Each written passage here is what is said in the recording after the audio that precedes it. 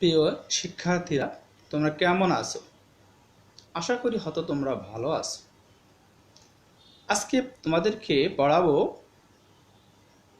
ইন্টারমিডিয়েটের একাদশ শ্রেণীর ইসলামের ইতিহাস, যার বিষয় কোড 268, দ্বিতীয় পত্র, চতুর্থ অধ্যায়, বাংলার উপনিবেশিক, বাংলার কোম্পানি ও উপনিবেশিক শাসন। আজকে তোমাদেরকে পড়াবো আমি সিপাহী বিপ্লব কি। কিন্তু সিপাহী বিপ্লবের আগে জানতে হবে যে ভারতবর্ষে অনেক আগে থেকেই ধন সম্পদে ভরা ছিল, অর্থনৈতিক দিক দিয়ে অনেক সমৃদ্ধিশালী ছিল। সেই জন্য পর্তুগালের দক্ষ নাবিক 1498 খ্রিস্টাব্দে ভাস্কো দা গামা নৌপথ আবিষ্কার করার মাধ্যমে ফরাসি বণিকেরা, ব্রিটেনেরা, ডেনমার্কেরা ভারতবর্ষে এসে ব্যবসা বাণিজ্য করার সুযোগ সুবিধা পেয়েছিল।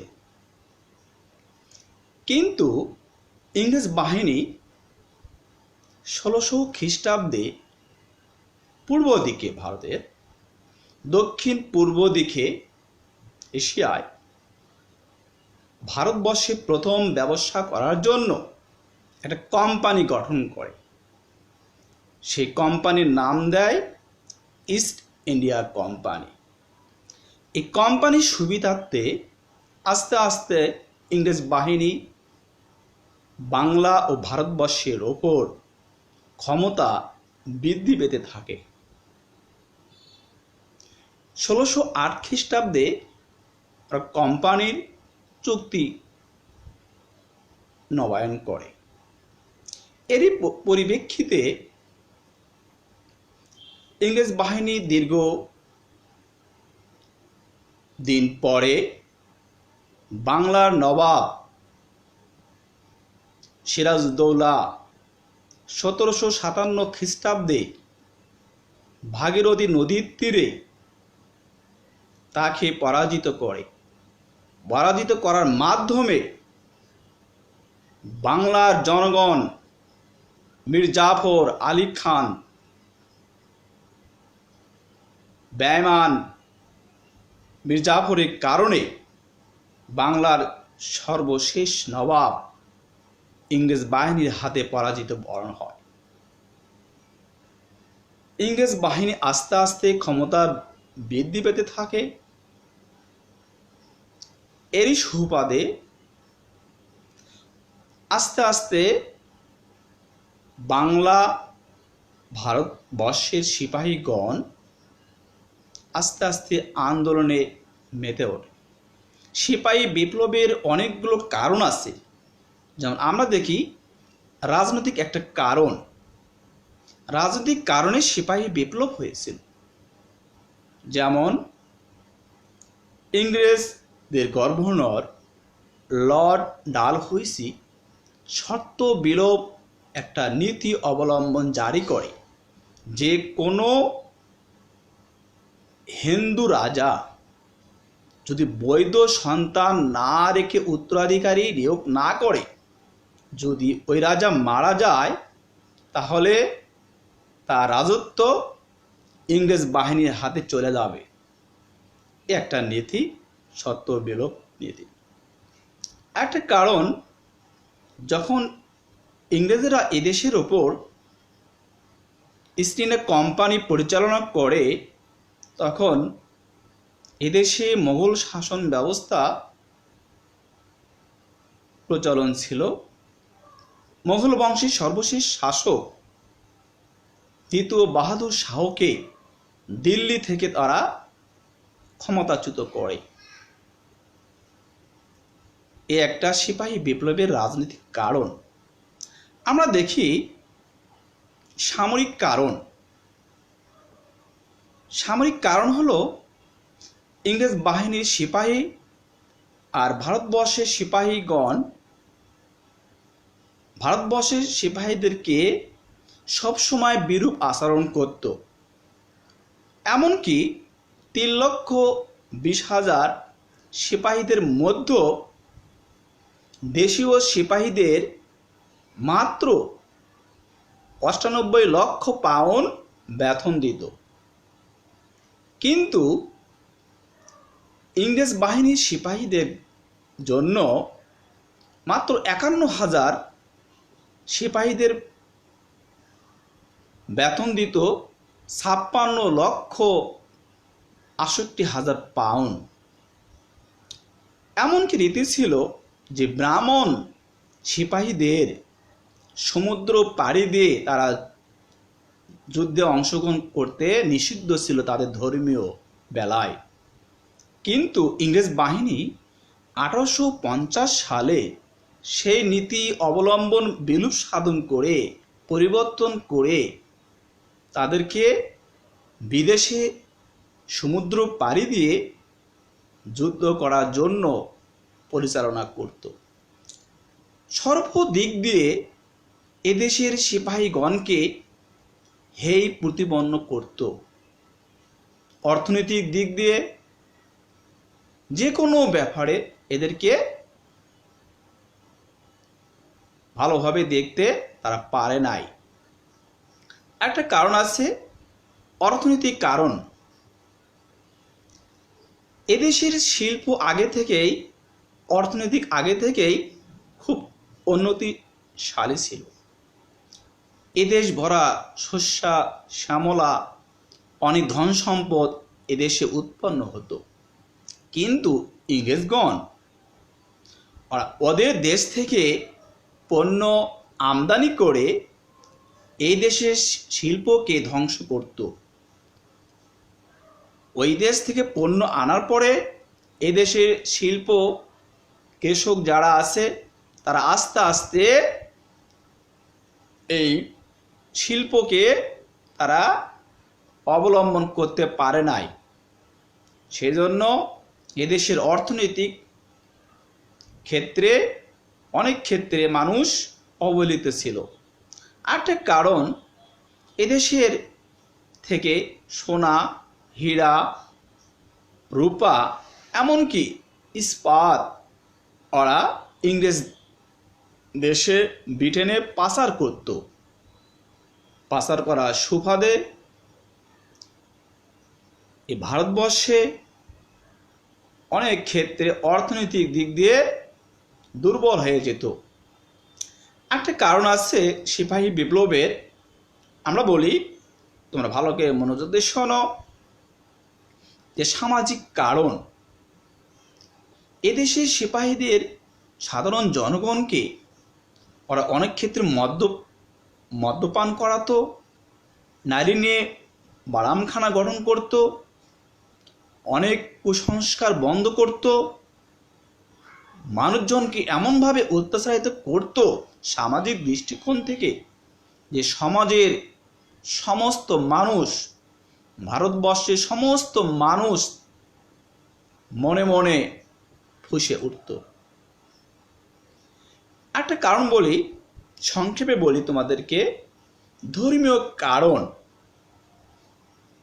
ধর্মীয় কারণ একটা হলো যে ওদের খ্রিস্ট ধর্মকে প্রচার করার জন্য যারা ভারতবর্ষী গরিব খেটে খাওয়া মানুষদেরকে অর্থনৈতিক দিক দিয়ে চাঙ্গা করার জন্য অনেকে ইসলাম ধর্ম ও হিন্দু ধর্ম থেকে ত্যাগ করে, যারা ত্যাগ করত তাদেরকে জায়গির সম্পত্তি প্রদান করা হতো, এমনকি অর্থনৈতিক সুবিধা প্রদান করা হতো। ওদের একটাই টার্গেট ছিল যে বাংলা ও ভারতবর্ষ থেকে ইসলাম এবং হিন্দু ধর্মকে আমরা ধ্বংস করে দিয়ে আমাদের ধর্ম, খ্রিস্ট ধর্ম আমরা প্রচার করব। আমরা মূল পর্বে ফিরে আসি। সিপাহী বিপ্লব কেন হয়েছিল? আমরা সে কথায় ফিরে আসি, তোমরা ভালো করে শোনো। ইংরেজ বাহিনী আইফিলের মাধ্যমে, যার নাম কার্তুস, দাঁত দিয়ে কেটে ভরাট করা হতো সিপাহীদেরকে। কিন্তু এমন এক গুঞ্জন ওঠে যে ওই কার্তুসে গরুর চর্বি এবং শুকুরের চর্বি দ্বারা আবদ্ধ বা মাখানো আছে। তখন সিপাহীগণ এমন এক আন্দোলন, এমন এক সংগ্রাম তারা আবদ্ধ হলো যে পশ্চিমবঙ্গের ব্যারাকপুরের মঙ্গল পাণ্ডে নামে একজন সিপাহী হিন্দু, তিনি 1857 খ্রিস্টাব্দে 29শে মার্চ আন্দোলন ঝাঁপিয়ে পড়ল। সেখান থেকে সিপাহী বিপ্লব সারা ভারতবর্ষে শুরু হয়ে গেল। সিপাহী বিপ্লব যদি উদ্দীপকে আমরা কখনো আসে, তোমাদের বেলায় যদি কোনো উদ্দীপকে লেখা থাকে যে দীর্ঘ প্রায় 100 বছর পরে ধর্মকে নষ্ট করার জন্য, ধর্মকে ধ্বংস করার জন্য, যে কোনো এক বাহিনীকে ধ্বংস করার জন্য তারা কোনো এক গুলি বা কোনো এক জিনিসের মাধ্যমে চর্বিযুক্ত ভরেয়া দিত, তাহলে বুঝবে তোমরা এটা সিপাহী বিপ্লবের উদ্দীপক। আমি তোমাদেরকে আর কিছু কথা বলি। এই সিপাহী বিপ্লবের আগে, পলাশী যুদ্ধের পরে, যখন মুসলমানদেরকে দেখতে পারে নাই, তখন মুসলমানগণ অনেক আন্দোলন সংগ্রাম করেছিল, যেমন ফরাইজি আন্দোলন, তিতুমির আন্দোলন। কিন্তু সেগুলো আন্দোলন ইংরেজ বাহিনীর হাতে বা ইংরেজ বাহিনীর সাথে সফলতা লাভ করতে পারে নাই। সিপাহী বিপ্লব তেমনও, সারা ভারতবর্ষ যদি সবাই ঝাঁপিয়া পড়ত সিপাহীদের সাথে, তাহলে হয়তো ইংরেজ বাহিনীর সাথে 1857 সালে হয়তো আমরা জয়ী হতে পারতাম। কিন্তু এই সিপাহী বিপ্লবে ততটুকু সাফল্য লাভ করতে পারে নাই। কোনো ঐতিহাসিক বলেছেন, যদি ভারতবর্ষ সমস্ত জনগণ একটা করে ঢিল মারত ইংরেজ বাহিনীর দিকে, তাহলে হয়তো ওরা ভয়ে 1857 সালে এ দেশ থেকে ব্রিটেনে চলে যেত। কিন্তু দুঃখের বিষয়, আমি যেটুকু জানি, হিন্দুরা মুসলমানদের হিংসামূলক আচরণ করত, মুসলমানেরা হিন্দুদেরকে হিংসামূলক আচরণ করত। এই নীতির কারণে ইংরেজ বাহিনী আস্তে আস্তে এই দেশের ওপর ব্যবসা বাণিজ্য করার সুবাদে শক্তি সঞ্চয় করে এবং ওরা এদেশের শাসন ক্ষমতা কেড়ে নেয়। আমি তোমাদেরকে পড়ানোর জন্য 4টি জ্ঞানমূলক ও 2টি অনুধাবন দেব। 1 নম্বর জ্ঞানমূলক, ইস্ট ইন্ডিয়া কোম্পানি কত সালে গঠিত হয়েছিল। 2 নম্বর জ্ঞানমূলক, ফোর্ট উইলিয়াম দুর্গ কত সালে গঠিত হয়েছিল। 3 নম্বর, নবাব আব্দুল লতিফকে কখন নবাব উপাধি দেয়া ছিল। 4 নম্বর প্রশ্ন, কত সালে মুসলিম লীগ গঠিত হয়েছিল। এই 4টা জ্ঞানমূলক তোমরা ভালো করে মুখস্থ করবা। আর 2টা অনুধাবন হলো দত্ত শাসন কি ব্যাখ্যা করো। আমি তোমাদেরকে আগেই পড়াছি দত্ত শাসন ব্যবস্থা কি। তোমরা অনুধাবন পড়বা 1 নম্বর দত্ত শাসন কি ব্যাখ্যা করো। 2 নম্বর অনুধাবন হলো 1857 সালে সিপাহী বিপ্লব বা বিদ্রোহ কেন ব্যর্থ হয়েছিল তা ব্যাখ্যা করো। প্রিয় শিক্ষার্থী, 4টে জ্ঞানমূলক 2টা অনুধাবন তোমরা ভালো করে মুখস্থ করবা।